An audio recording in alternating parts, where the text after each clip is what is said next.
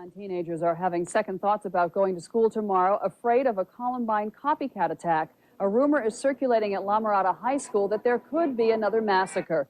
The Littleton tragedy took place on Hitler's birthday. Well, tomorrow is the anniversary of Hitler's death.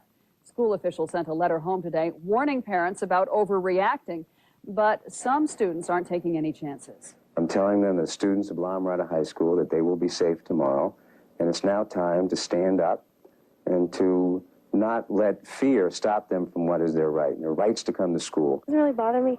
And why not? Because I don't believe it'll happen. You're going to come to school tomorrow? No, my mom doesn't want me to.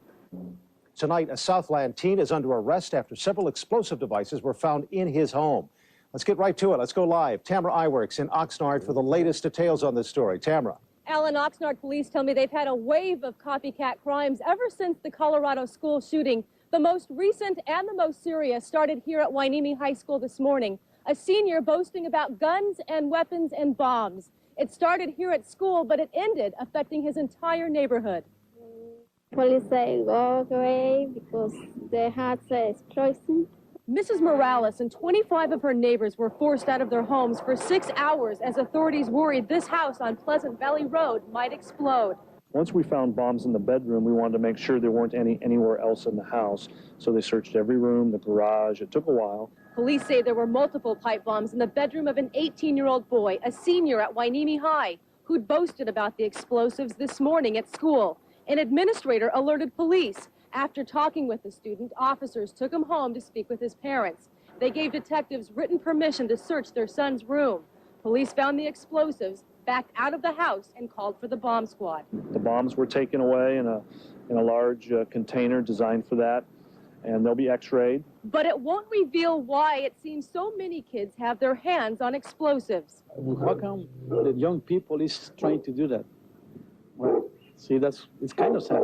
I do think there's more of it going on now. I don't think it's just because we've been hearing about it. I think there is more of it happening now than there was a year ago or 5 years ago.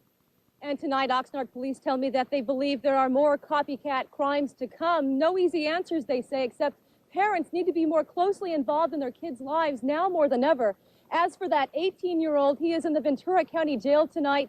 His name has not been confirmed by police, but he, his parents, and his friends will be questioned more extensively by detectives tomorrow to determine if anybody else was involved in his apparent bomb-making. Please stay back off the property. At home, the girl who bought 3 of the 4 guns used in the Columbine killings is out of sight. 18-year-old Robin Anderson is the mystery witness, the straight-A student who played the violin, made dollhouses, and is still not described as a suspect. How important of a witness is she? I would think she'd be an extremely important witness, yes. It was in the murky gun show world that Anderson bought the 2 shotguns and carbine rifle.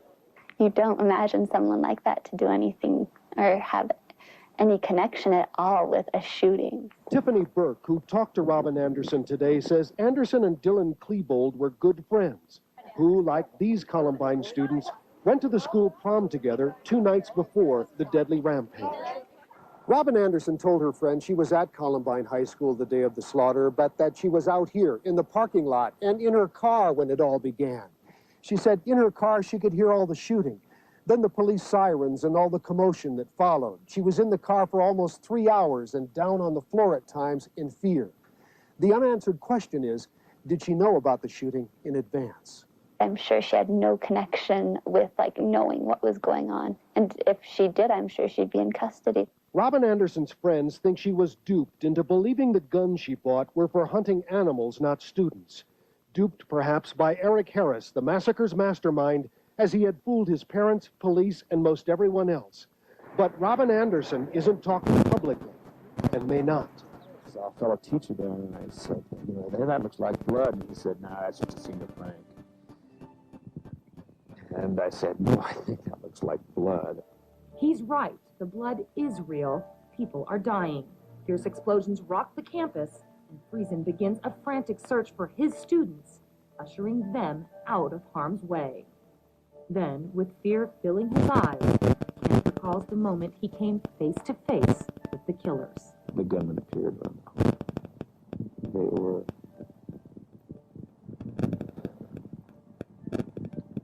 looking down at their guns.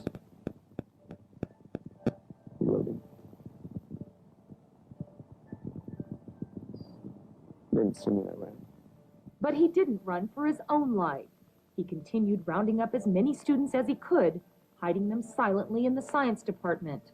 He guarded the door, fire extinguisher in hand, poised to blind the gunmen should they burst in. Kent put himself in the line of fire until help arrived.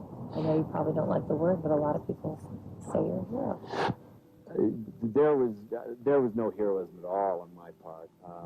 You know, it's something that you innately do. You would have done the same thing. You know, don't call me a hero. I'm far, far from it.